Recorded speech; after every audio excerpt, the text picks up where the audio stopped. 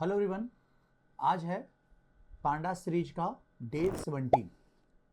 आज के सेशन में हम लोग जानेंगे कि हम लोग अपने डेटा फ्रेम में के ऊपर एग्रीगेट फंक्शन कैसे अप्लाई करते हैं और एग्रीगेट फंक्शन होता क्या है। ठीक है, एग्रीगेट फंक्शन बहुत इंपॉर्टेंट फंक्शन होता है।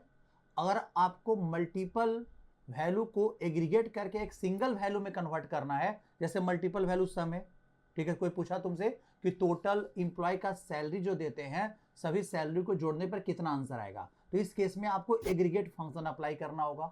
एवरेज निकाल सकते हैं आप। क्लियर है? तो इस तरह से आप एग्रीगेट फंक्शन यूज कर सकते हो। तो बने रहना वीडियो में शुरू से लेकर अंत तक। आपको हम सिखाएंगे कि एग्रीगेट फंक्शन क्या क्या इंपॉर्टेंस है, कौन कौन सा एग्रीगेट फंक्शन है। चलो फिर स्टार्ट करते हैं सेशन को। देखो यहाँ पे जैसे एग्रीगेट फंक्शन होता क्या है, देखो यहाँ पे नोट्स पे में लिखे हैं। एग्रीगेट फंक्शन एग्रीगेशन का यूज होता है जो डेटा को समराइज करने के लिए होता है, जैसे टोटल निकालना, एवरेज निकालना, मैक्स निकालना, मीन निकालना, ये चीज है। इन शॉर्ट हमने यहाँ पे लिखा है मल्टीपल वैल्यूज और सिंगल रिजल्ट आपको ये प्रोड्यूस करेगा। This is called the aggregate function. कौन कौन सा एग्रीगेट फंक्शन होता है यहाँ पे? तो पहला फंक्शन है आपके पास सम फंक्शन है, मीन फंक्शन है, मैक्स फंक्शन है आपके पास, फिर आपके पास मीन फंक्शन है। क्लियर है? और यहाँ पे काउंट फंक्शन है, एन यूनिक फंक्शन है। ये सारा सब क्या है? एग्रीगेट फंक्शंस होता है पांडाज में। ठीक है, चलो तो इसको यूज करने के लिए हम लोग अपना पहले एक डेटा फ्रेम को तैयार कर लेते हैं। इस डेटा से हम छोटा सा डेटा रखें यहाँ पे, किसी से हम लोग यूज कर लेते हैं। देखो यहाँ पे हम सबसे पहले हम इंपोर्ट कर लेते हैं पांडाज को। ठीक है, एज पीडी। ठीक है, यहाँ पे हमने इंपोर्ट कर लिया एज पीडी। क्लियर है? इंपोर्ट कर लिए। अब यहाँ पे जब इसको इंपोर्ट किया गया है तो इस केस में हमें आपको एक डेटा फ्रेम भी बना लेते हैं जो मेरा डेटा है। तो डिक्शनरी को ले आए और यहाँ पे हम क्या कर लेते हैं कि डेटा फ्रेम में इसको कन्वर्ट कर लेते हैं। डीएफ इक्वल टू लिखेंगे क्या? PD dot data frame. ठीक है, और देन यहाँ पे हम डेटा को पास कर दिए। चलो जब यहाँ डेटा पास कर दिए हैं और यहाँ हम प्रिंट करा के देख लेते हैं अपने डीएफ को। देखो यहाँ पे तो डीएफ को जब प्रिंट करा रहे हैं तो यहाँ पे देखो कि आपके पास वो डेटा फ्रेम आपके पास आ जाएगा।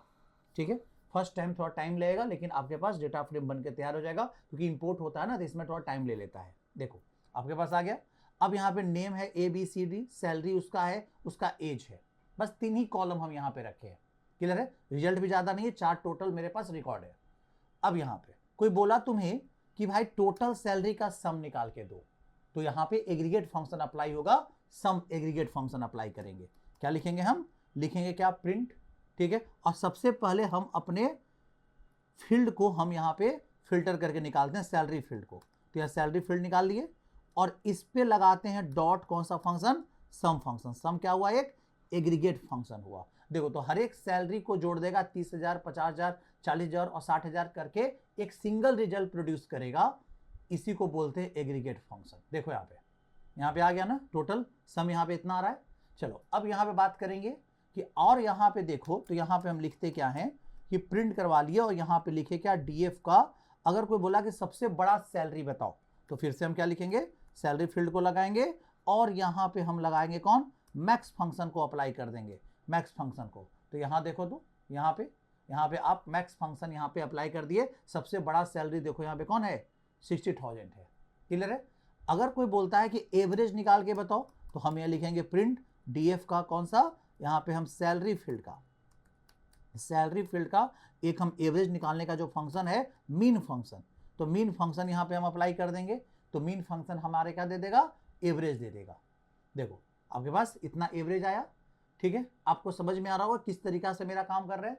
तो यहाँ पे ये सब एग्रीगेट फंक्शन है। अगर आपको सबसे छोटा वैल्यू चाहिए तो वहां भी मीन फंक्शन यूज कर सकते हो इस तरह से।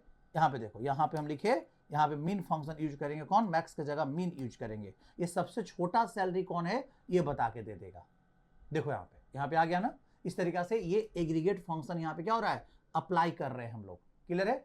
फिर आपके पास फंक्शन है यहाँ पे, देखो यहाँ पे आपके पास और भी फंक्शन अवेलेबल है। जैसे एक function count function, count how many values are present. Clear है? कितना वैल्यू प्रेजेंट है, ये भी कभी कभी जरूरत पड़ता है हम लोग को इस तरह से। देखो यहाँ पे जैसे अगर हम यहाँ पे लिखे कि टोटल सैलरी में कितना रिकॉर्ड अवेलेबल है, अब यहाँ देखो तो यहाँ पे हम लिख दिए क्या? काउंट फंक्शन यहाँ पे यूज कर देते हैं। यहाँ पे काउंट फंक्शन हम यहाँ पे अप्लाई करते हैं। देखो तो कॉन्ट फंक्शन हमें टोटल नंबर ऑफ रिकॉर्ड बता देगा कि कितना है। देखो यहाँ पे 4 है ना। अब यहाँ पे कॉन्ट फंक्शन उसको इग्नोर कर देता जिसको क्या है, जिसका सैलरी अवेलेबल अभी नहीं है। ठीक है, मान लो कि एक और रिकॉर्ड हम यहाँ पे रख लेते हैं, मान लो यहाँ पे एक और रिकॉर्ड रख लें, ई का रिकॉर्ड रख लिए, क्लियर है। और इस केस में ई का सैलरी अभी हम नहीं दिए हैं, तो जब नहीं दिए हैं तो यहाँ पे हम लिखेंगे क्या, np.nan अवेलेबल नहीं है। ठीक है, अब np को इंपोर्ट करना पड़ेगा, np मतलब नंपाई है तो nan उसी में रहता है, तो इंपोर्ट यहाँ कर लेते हैं, इंपोर्ट नंपाई कर लेते हैं यहाँ पे एज np, क्लियर है। इस तरह से हम कर लेंगे, तो यहाँ पे मतलब उसका सैलरी अभी दिया हुआ नहीं है, एज अवेलेबल है, एज उसका है मान लेते हैं यहाँ पे 23, इस तरह से एज उसका क्या है, अवेलेबल है, क्लियर है। अब इसमें भी अगर कॉन्ट फंक्शन अप्लाई करते हैं सैलरी पे, तो यहाँ पे सैलरी में कॉन्ट फंक्शन np.nan को इग्नोर करेगा। देखिए अभी भी मेरे पास टोटल रिकॉर्ड का संख्या 4 ही आना चाहिए, देखिए आया ना क्या, तो कॉन्ट फंक्शन इग्नोर करता है, समझे। सम फंक्शन भी इग्नोर करेगा, आपको सम उतना ही का देगा जितना वैल्यू है। np.nan मतलब नॉट ए नंबर है, वो मतलब ब्लैंक है, उसमें भी डेटा अभी नहीं आया है, समझे, तो उसको इग्नोर कर देगा ये, क्लियर है। उस सबको सेग्रीगेट फंक्शन मतलब nan को इग्नोर करता है, क्लियर है। चलो ये भी समझ में आ रहा होगा। अब यहाँ पे यूनिक का बात कर ले, एक n यूनिक करके फंक्शन है, देखो एक n यूनिक करके क्या है फंक्शन है, तो यहाँ पे लिखेंगे n यूनिक,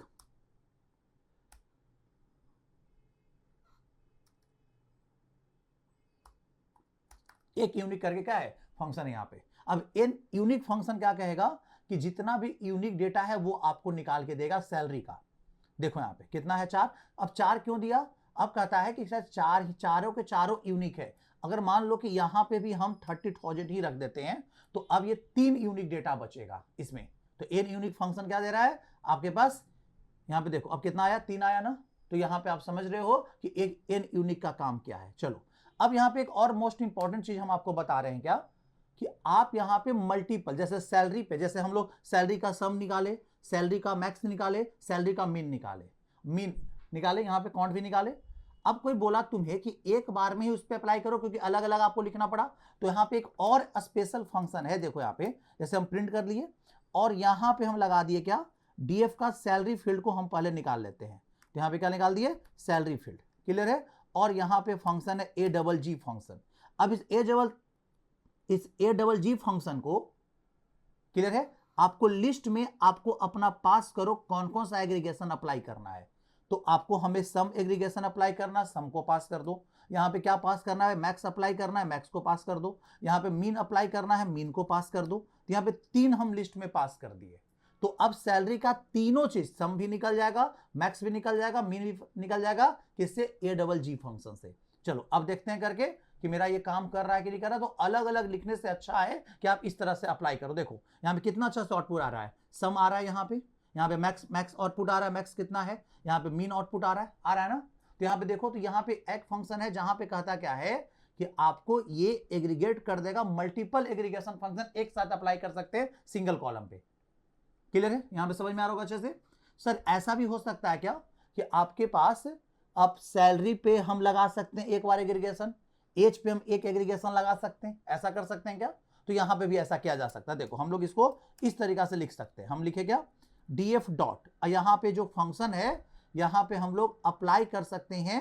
एक मिनट, थोड़ा सा हमें फंक्शन भी देख लेते हैं कौन सा फंक्शन अवेलेबल है। देखो यहाँ पे हाँ एक ही फंक्शन है, चलो इसी को हम कॉपी पेस्ट कर लेते हैं, मेरा काम चल जाएगा, ठीक है, लिखा हुआ है ही। अब यहाँ पे देखो, तो यहाँ पे हम इसको हम ले आए, देखो यहाँ पे हम क्या किए, डीएफ डॉट एग फंक्शन। अब देखो यहाँ पे कॉलम सिलेक्शन किए, पहला डिक्शनरी के फॉर्म में रख रहे हैं इसको, ठीक है। मतलब देखो अगर सिंपल एक कॉलम पे पास करना है तो आप इस तरीका से पास करो लिस्ट को, और अगर आपको मल्टीपल कॉलम पे पास करना है एग्रीगेशन तो आप डिक्शनरी बना दो कि सैलरी को की रखो, सैलरी पे कौन कौन सा एग्रीगेशन फंक्शन अप्लाई करना है, ये आपने अप्लाई कर दिया, सम मीन। फिर आपने एक की बनाया एज को, एज पे कौन कौन सा अप्लाई करना है, मैक्स और कौन, मीन, ये कर लो। तो ये ज्यादा बेटर है कि अगर मल्टीपल कॉलम पे अगर आपको एग्रीगेशन फंक्शन एक साथ लगाना है तो आप ये वाला कंसेप्ट को क्या करो, यूज करो। देखो यहाँ पे, तो यहाँ पे हम यूज कर लेते हैं इस चीज को, देखो यहाँ पे आराम से आ गया ना। देखो यहाँ पे सबके लिए यहाँ पे आ रहा है, सैलरी के लिए यहाँ पे दिखा रहा है, यहाँ पे सैलरी का सम यहाँ पे दिखा रहा है, यहाँ पे एज का यहाँ पे दिखा रहा है NAN, क्योंकि यहाँ पे नहीं होगा, मीन यहाँ पे दिखा रहा है, मैक्स दिखा रहा है, यहाँ पे मीन दिखा रहा है। अब यहाँ पे समझो चीजों को कि किस तरीका से अप्लाई हो रहा है। तो यहाँ पे जो अप्लाई हुआ ये दोनों को समझना, बाकी तो आप समझ ही रहे होगे। यहाँ पे अगर एक ही फील्ड के ऊपर मल्टीपल एग्रीगेशन फंक्शन अप्लाई करना है तो आप AGG फंक्शन को यूज करना है और उसमें लिस्ट के रूप में वो मल्टीपल एग्रीगेशन फंक्शन को पास करना है। अगर आपको मल्टीपल कॉलम पे अलग अलग एग्रीगेट फंक्शन बनाना है तो आपको पहले डिक्शनरी क्रिएट करना होगा इस तरीका से, और वो डिक्शनरी को ही हम पास करेंगे AGG फंक्शन को। क्लियर है? समझ में आ रहा होगा अच्छे से? चलो फिर आगे हम लोग देखेंगे कि किस तरीका से और भी स्टैट से रिलेटेड फंक्शन कैसे पास करते हैं, यूज होता है, जहां पे हम लोग कुछ स्टैटिकल डेटा को निकाल सके अपने डेटा फ्रेम से। ठीक है, मिलते हैं नेक्स्ट वीडियो में। वीडियो को शेयर करो, अपने दोस्तों के साथ शेयर करो अगर कंटेंट अच्छा लगता है तो। अगर आपको समझ में आ रहा है डेटा एनालिसिस का जो पांडा सीरीज है समझ में आ रहा है तो शेयर करो। फेसबुक पे हो फॉलो करो, इंस्टाग्राम को फॉलो करो, और अगर आप चाहते हो वीडियो देख रहे हो कहाँ, या आपका यूट्यूब पे, तो आप यूट्यूब को सब्सक्राइब करो। ठीक है, फिर मिलते हैं नेक्स्ट वीडियो में।